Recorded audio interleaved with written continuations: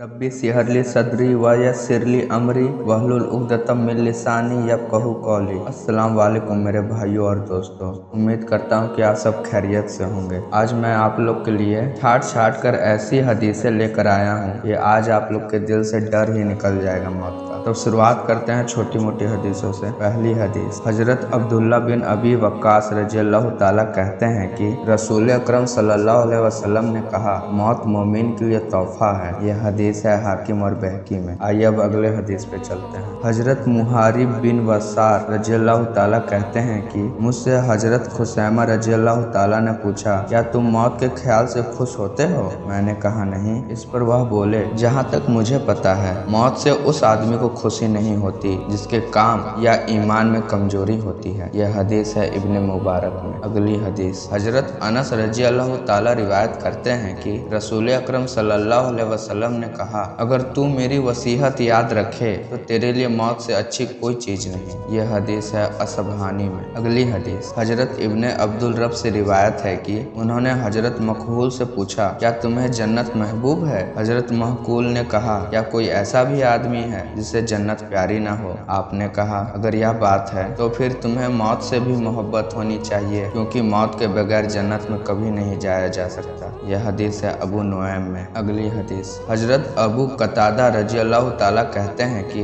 रसूलुल्लाह सल्लल्लाहु अलैहि वसल्लम के पास से एक जनाजा गुजरा। हुजूर सल्लल्लाहु अलैहि वसल्लम ने कहा, यह आराम पाने वाला है, और इससे दूसरों ने आराम पाया। फिर आपने इसका मतलब समझाते हुए कहा, मोमिन अल्लाह की रहमत की तरफ पहुँचता है और दुनिया के दुखों और तकलीफों से निजात और राहत पा जाता है, और बुरे आदमी की मौत से लोग, शहर, पेड़ और जानवर आराम पाते हैं। यह हदीस मिलेगी आपको बुखारी और मुस्लिम में। यानी बुरे आदमी की बदबख्ती से बारिश रोक ली जाती है, जमीन से अनाज सब्जी नहीं पैदा होती, जिससे सबको तकलीफ होती है, लेकिन जब वह मर जाता है तो सबको आराम मिल जाता है। अगली हदीस, हजरत हैसम बिन मालिक रहमतुल्लाह कहते हैं कि हम हजरत इफा बिन अब्दहू के पास बैठे बातें कर रहे थे। हजरत अबू आतिया मजबूर भी वहाँ बैठे थे। लोगों ने ऐश व आराम की बातें छेड़ दी। हजरत इफा बिन अब्दहू ने कहा कि सबसे ज्यादा ऐश में कौन है? लोगों के नाम बताएं। हजरत इफा ने हजरत अबू आतिया से कहा, आपका क्या ख्याल है? उन्होंने कहा,